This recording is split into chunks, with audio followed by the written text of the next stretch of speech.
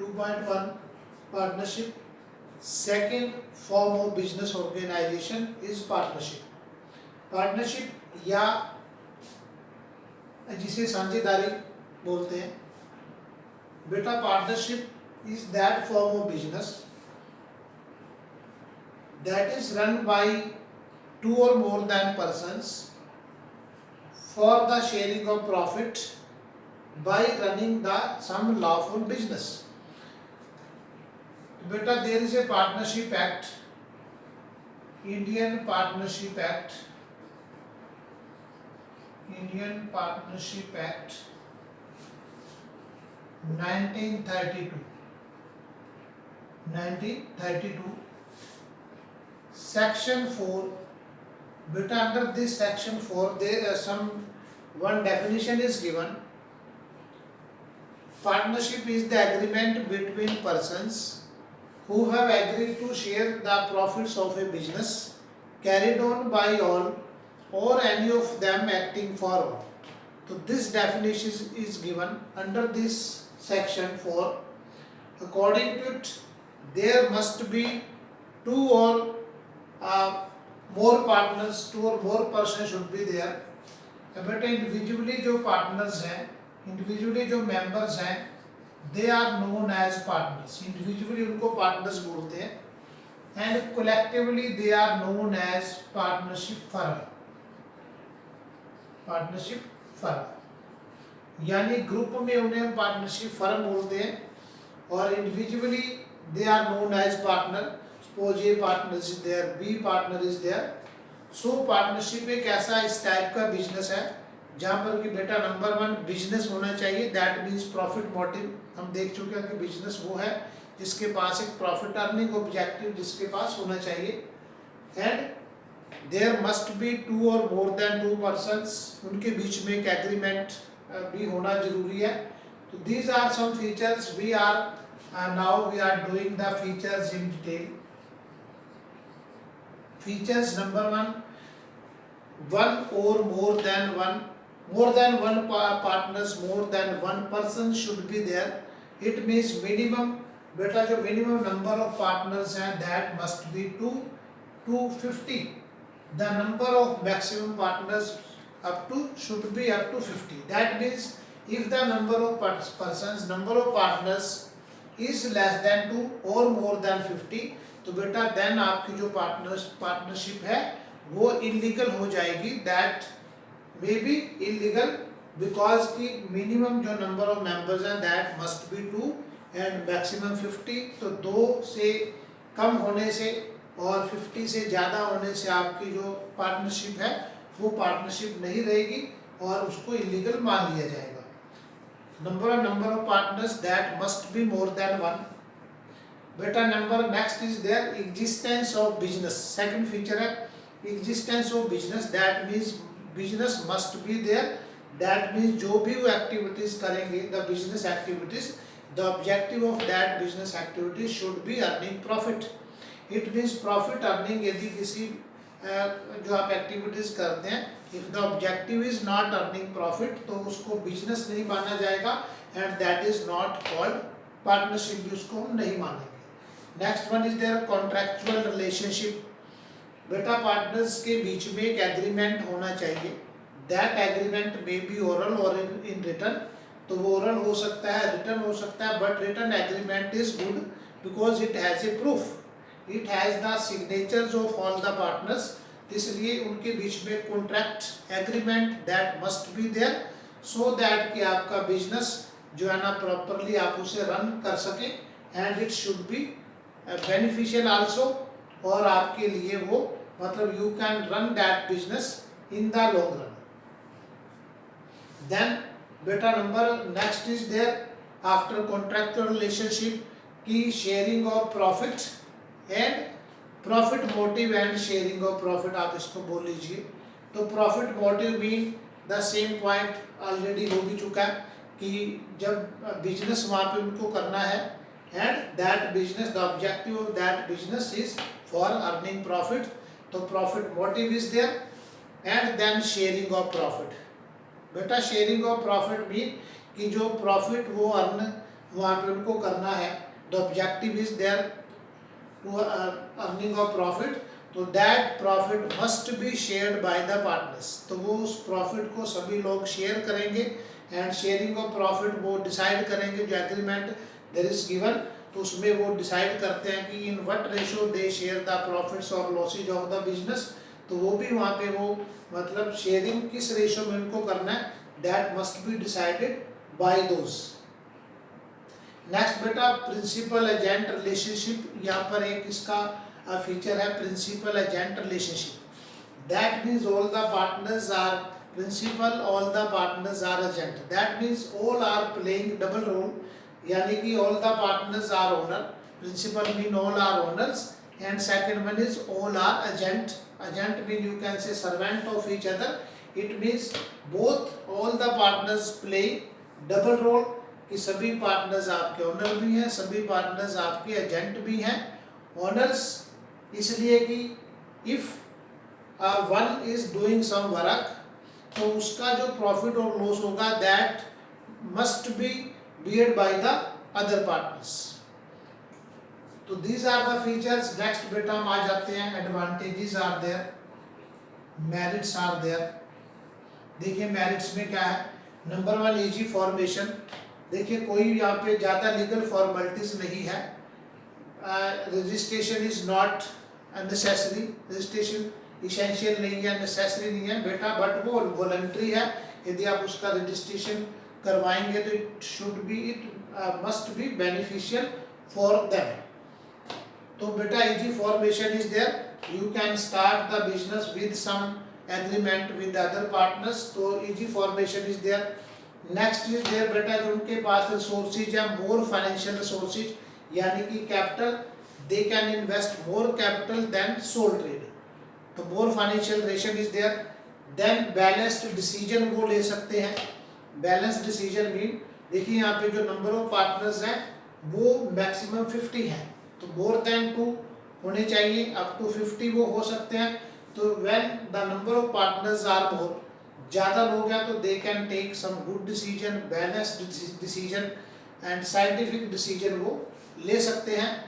Next one बेटा एक point है यहाँ पे, उनके पास सीक्रेसी, देखिए वहाँ पे सीक्रेसी है बेटा, क्योंकि वो जो पार्टनर्स हैं they are members in up to 50 हो सकते हैं, सपोज करें वहाँ पे देर आर 10, 20 और लाइक दिस, इतने मेंबर्स हैं, तो they can make the full amount of secrecy, क्योंकि वो कभी नहीं चाहेंगे कि सीक्रेट जो मैटर्स हैं उनको कहीं लीक करेंगे वो, और उससे that is not good for the firm, that is not good for the partners also. अब बेटा नेक्स्ट वन इज देयर, देखिए यहाँ पे उनके पास balance decision they are taking, right, secrecy is there.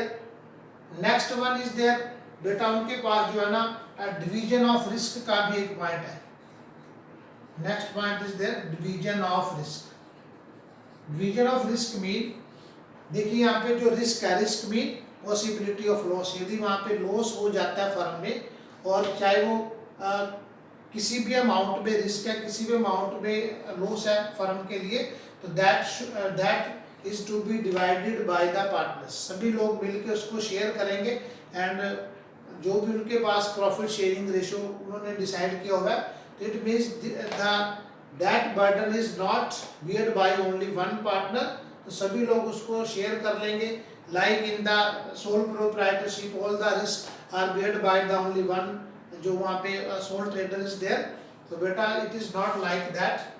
तो नेक्स्ट क्वेश्चन पे हम आ जाते हैं डिसएडवांटेजेस। डिसएडवांटेजेस और लिमिटेशंस, देखिए लिमिटेशंस क्या है, नंबर वन बेटा यहाँ पे क्या है कि limited financial resources are there, यानी कि जो उनके रिसोर्सेज हैं वो बहुत ज़्यादा नहीं हैं, in comparison to sole trade तो ज़्यादा है वो, but in comparison to other form जो हमारी कंपनी ऑर्गेनाइजेशन है, तो उसकी तुलना में जो हमारे फाइनेंशियल रिसोर्सेज है that is not so much, इसलिए आप जो बिजनेस है ना, you can not do business at very much large scale, बड़े स्केल पे कर सकते हैं बट ज़्यादा बड़े स्केल पे आप उसको नहीं कर पाएंगे, तो limited financial resources are there. Then यहाँ पे देखिए लैक ऑफ जो confidence, lack of public faith is there. Public faith बेटा सम टाइम यदि आपको आपके बिजनेस में अच्छे प्रॉफिट्स अर्न किए जा रहे हैं तो that mean some time it may possible कि जो पब्लिक है, पब्लिक अपना फेथ खो सकती है कि उसको लगता है कि आपके द्वारा ज़्यादा profit, the more profits are earned by you and some time you are doing some illegal activities की जा रही हैं, सम एंटी सोशल एक्टिविटीज़ वो जो की जा सकती हैं। तो इस this type of public faith, this type की कोई प्रॉब्लम है तो that it may be create problem for your business. Lack of public faith, lack of confidence, देखिए लैक ऑफ कॉन्फिडेंस भी बेटा यहाँ पे यदि आप कॉन्फिडेंट नहीं होते हैं बिजनेस में, ठीक है, तो then it can create problem for your business and your business may be close any time. Then lack of continuity is there. Lack of continuity बेटा देखिए जो आपका बिजनेस है that is based, that is depend on your agreement, mutual understanding पे based है वो। और कभी भी आपकी म्यूचुअल अंडरस्टैंडिंग यदि डिस्टर्ब हो जाती है, कभी आपके बीच में मिसअंडरस्टैंडिंग हो जाती है तो दैट मीन्स आपके बिजनेस को बंद होते समय नहीं लगेगा। It means it is not possible कि आप कोई भी पार्टनरशिप बिजनेस है वो हम एक लॉन्ग रन में उसे चला पाएंगे, बट दैट इज़ नॉट कि वो चला नहीं सकते हैं। If understanding is good then you can run your business up to as you want, जब तक आप चाहेंगे चला सकते हैं। तो these are the some disadvantages. बेटा नेक्स्ट वन इज देयर कि हम minor partner should we admit a minor person as partner, यानी कि माइनर पार्टनर को, माइनर पर्सन को पार्टनर बना सकते हैं कि नहीं। तो बेटा इसका आंसर ये है कि minor can be a partner only in the profits. तो minor is a person who has attend the age of less than 18, यानी कि वो पर्सन जिसकी एज 18 ईयर से कम है उसे हम बोलते हैं माइनर पार्टनर। तो किसी भी माइनर पार्टनर का जो है ना मतलब उसको ये माना जाता है कि उसके पास कॉन्ट्रैक्ट पावर्स वो नहीं रखता है, सो आप उसके साथ कोई भी कॉन्ट्रैक्ट नहीं कर सकते हैं। लेकिन बेटा according to this act minor partner may be admitted as a partner but only in the profits not in the losses. आप उसको केवल प्रॉफिट्स में ही पार्टनर बना सकते हैं and with the consent of other partners. यदि सभी पार्टनर्स उसके लिए एग्री करते हैं तो बेटा लेकिन उसके पास पावर्स आ जाती हैं माइनर पार्टनर के पास भी। He can check the, he can inspect the books of the firm, उनको चेक कर सकता है, ठीक है, वो अपने शेयर की डिमांड कर सकता है, उसके लिए लीगल एक्शन भी ले सकता है वो, but only at the time of quitting the partnership. जब बिजनेस को छोड़ रहा हो तो then he can take the legal action. वो जो बुक्स हैं बेटा, बुक्स ऑफ अकाउंट्स हैं, उनकी कॉपी भी वो डिमांड कर सकता है, ले सकता है। He can make demand of taking the copy of the accounts. Then बेटा एक पॉइंट है रजिस्ट्रेशन ऑफ पार्टनरशिप।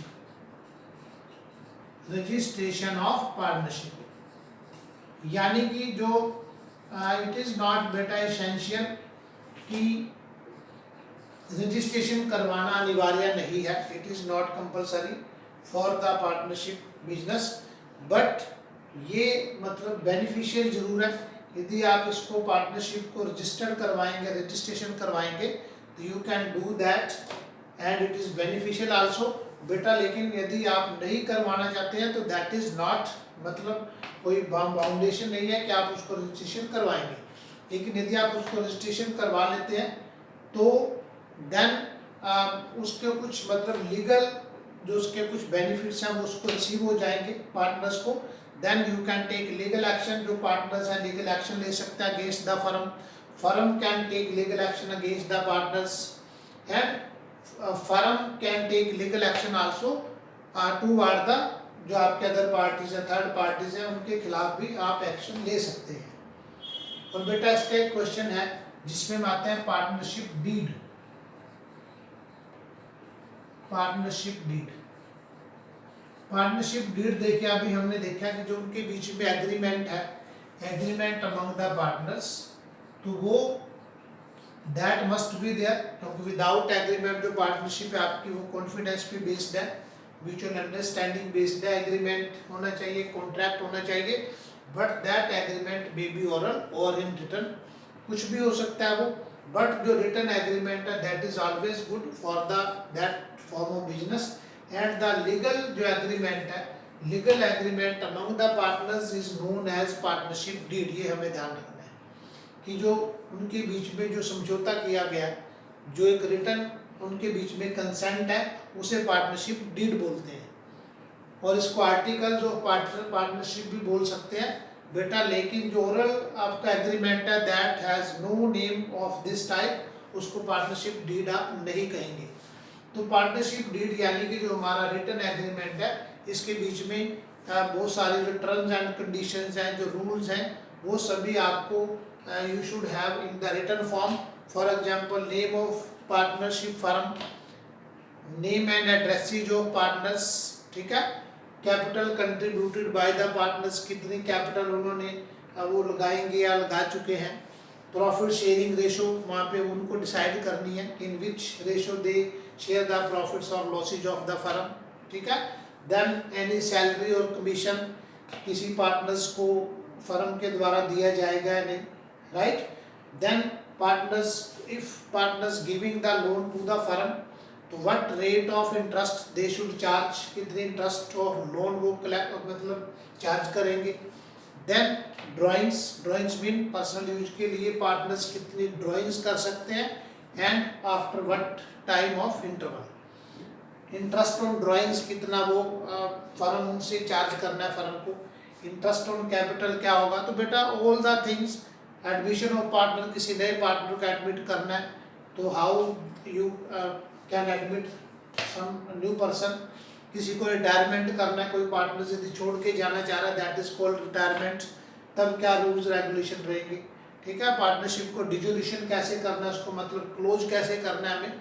तो all these are the important जो एग्रीमेंट के पॉइंट्स हैं बेटा, वो वहाँ को उनको रिटर्न फॉर्म में रखने हैं, and return form is always good for this form of business. तो बेटा this is all about this topic, thank you.